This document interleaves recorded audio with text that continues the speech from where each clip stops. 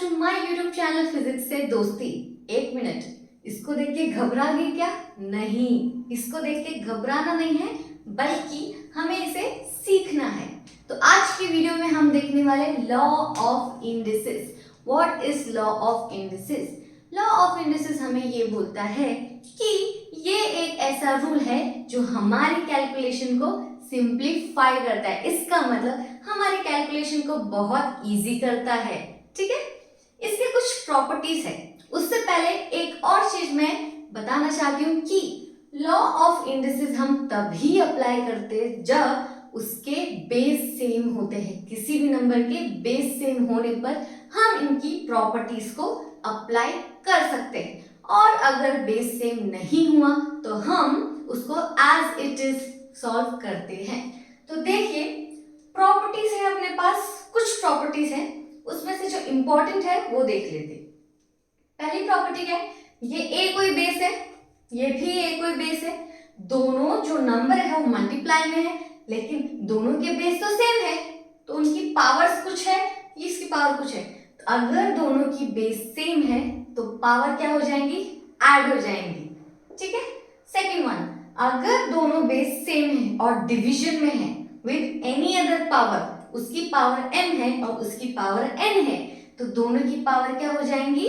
Subtract हो जाएंगी with the same base. और a की पावर 0 हमेशा आपको 1 देता है। ठीक है।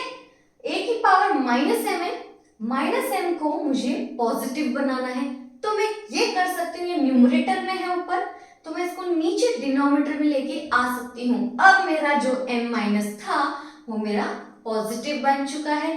ठीक है। फिफ्थ प्रॉपर्टी क्या बोलती है? a की पावर m है और उसकी पावर n है, तो ये नंबर m कोई भी है और ये n कोई भी है, दोनों का मल्टीप्लिकेशन हम कर सकते हैं। ये हमारा प्रॉपर्टीज ऑफ इंडिसेस बोलता है। ऐसे ही a की पावर m बाय n है, इसका मतलब ये क्या बोल रहा है? a की पावर m का ये nth रूट है।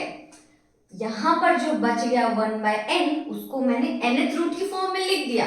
इसका मतलब a की पावर m का nth रूट। ऐसे हम रिप्रेजेंट कर सकते हैं और ये प्रॉपर्टीज हम कहीं पर भी अप्लाई कर सकते हैं। ठीक है, तो आगे बढ़ते हैं हम इसके क्वेश्चंस की तरफ। ठीक है, 3 की पावर 4 है एंड 27 है। क्या दोनों की पावर सेम है? अभी पावर्स का तो नहीं बता सकते, चलो बेस सेम है बता सकते हैं। हाँ, वैसे सेम दिख सकता है, लेकिन हमको क्या करना पड़ेगा? उसको बनाना पड़ेगा ताकि हम उसकी प्रॉपर्टीज को अप्लाई कर सकते। ठीक है, 3 की पावर 4 है अपॉन 27 को मैं लिख सकती हूँ 3 की पावर 3। यस, 3 का पावर 3 क्या होता है अपना? 27। Now the base is same and the power of 3 is 4, power of 3 is again 3, तो इस प्रॉपर्टी को मैं इस पे अप्लाई कर सकती हूँ। Yes, I can apply. इसकी पावर m है, इसकी पावर n है, तो आपकी पावर क्या हो जाएगी? दोनों सब्सट्रैक्ट हो जाएंगी। इसका मतलब 3 की पावर 4 माइनस ये वाली पावर इससे घट गई, तो कितना आया? 4 minus 3 is 1, that is 3 is your final answer. ठीक है। सेकेंड क्वेश्चन, 2 की पावर 10 है और 2 की पावर 5 है। अगेन डिवाइड में आ गया है ये आपका फंक्शन, है ना? तो 2 की पावर 10 है और 2 की पावर 5, अगर मैं दोनों के बेस देखूं तो दोनों के बेस सेम है, 2 2, लेकिन पावर्स तो अलग अलग है। पावर से हमें कोई मतलब नहीं, बेस सेम होना चाहिए, प्रॉपर्टी लग गई। ठीक है, तो 2 की पावर 10 क्या करूंगी मैं? माइनस 5 करूंगी, क्योंकि मुझे 10 में से 5 हटाना है, पावर्स को घटाना है। तो 2 की पावर 10 माइनस 5 इज 2 की power 5 is your answer again. Next, 10 की पावर 2 है और 10 की पावर माइनस 1 है। अब तो यहाँ पर माइनस आ गया, माइनस जब था ऊपर तो नीचे लेके आ गए, पॉजिटिव बना दिया। अगर मेरा माइनस नीचे है तो मैं उसको ऊपर लेके तो आ सकती हूँ। जब ऊपर से नीचे गया तो नीचे से ऊपर क्यों नहीं आएगा? बिल्कुल आएगा। 10 का स्क्वायर इनटू में 10 की पावर मैं ऊपर लेके जा सकती हूँ। यस, 10 की पावर 1। अब मेरे दोनों के बेस हो गए सेम, पावर्स हो गई हमारे पास, तो हम प्रॉपर्टी नंबर 1 अप्लाई कर सकते हैं। तो 10 की पावर, अगर दोनों बेस सेम है और मल्टीप्लिकेशन में है, तो दोनों की पावर्स क्या हो जाएंगी? ऐड हो जाएंगी। तो 10 की पावर 2 प्लस 1 इज 10 की power 3 is your final answer. Fourth वाला क्वेश्चन क्या है?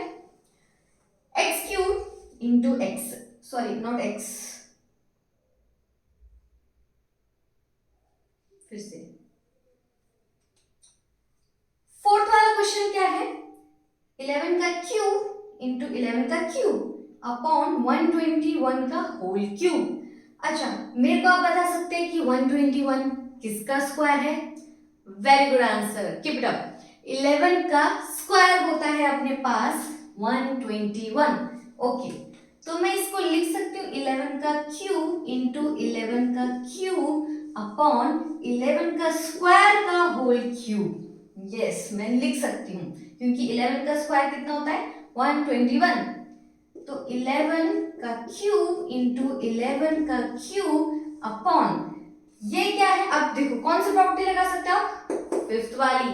यहां पर एक पावर है, यहां पर एक पावर है, तो दोनों की पावर क्या हो गई? मल्टीप्लाई हो गई।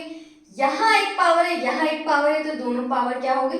मल्टीप्लाई हो गई। तो 2 इंटू 3 6, तो 11 की पावर कितनी हो गई? 6। और दोनों के बेस क्या थे? सेम थे, तो दोनों की पावर क्या हो जाएंगी? ऑब्वियस ऐड हो जाएंगी बाय यूजिंग प्रॉपर्टी नंबर 1। तो कितना हो जाएगा? 11 की पावर 6, 3 प्लस 3 6, 11 की पावर, ठीक है। नीचे भी 11 की पावर 6 से दोनों कैंसिल आउट होकर आंसर कितना आया? 1। Very good.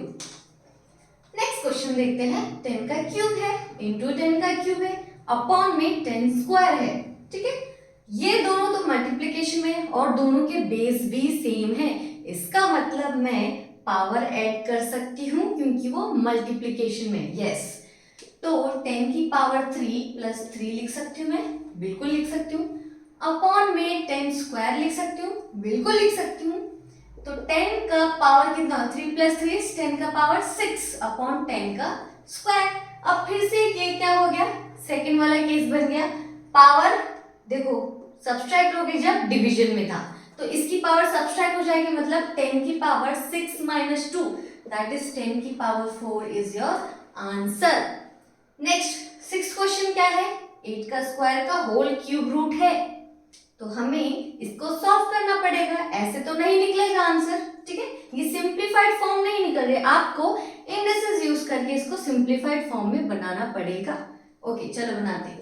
8 को मैं लिख सकती हूँ 2 का क्यूब, यस, क्योंकि 2 का क्यूब क्या होता है? 8 होता है, और बाहर क्या है मेरे पास?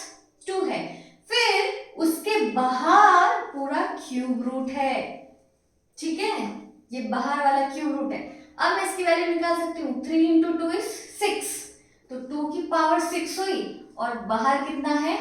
1/3, तो ये 6 1/3 से मल्टीप्लाई हुआ, कितना आएगा? 2 की पावर 6/3, तो 6 कैंसिल आउट होगा 3 से, 3 1 जा 3 2 जा, सो 2 की power 2 which is equal to 4 is your answer, ठीक है।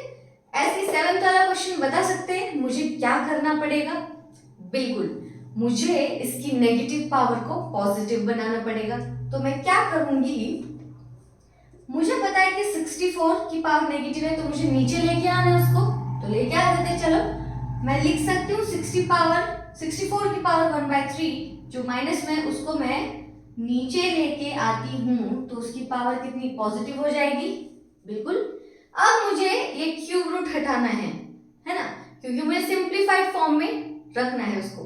64 को मैं लिख सकती हूँ 4 का cube, 4 into 4 into 4 is your 64, yes. तो 1/4 का क्यूब, और होल में बाहर क्या है?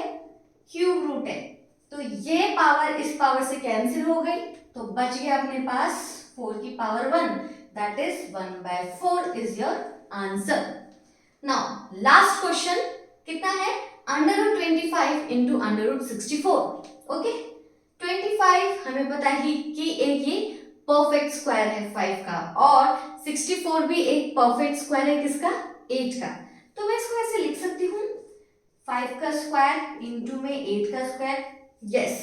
ये पूरा नंबर जो था वो स्क्वायर में है, तो इसका रूट कैंसिल आउट हो सकता है इसके स्क्वायर से अलग अलग।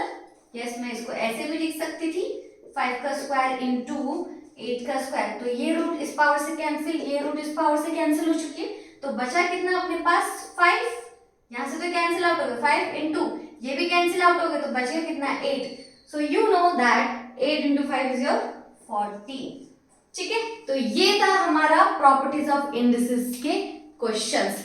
अगर आपको ये वीडियो अच्छी लगे तो प्लीज हमारे फिजिक्स से दोस्ती चैनल को सब्सक्राइब कीजिए और प्लीज लाइक करना मत भूलिएगा।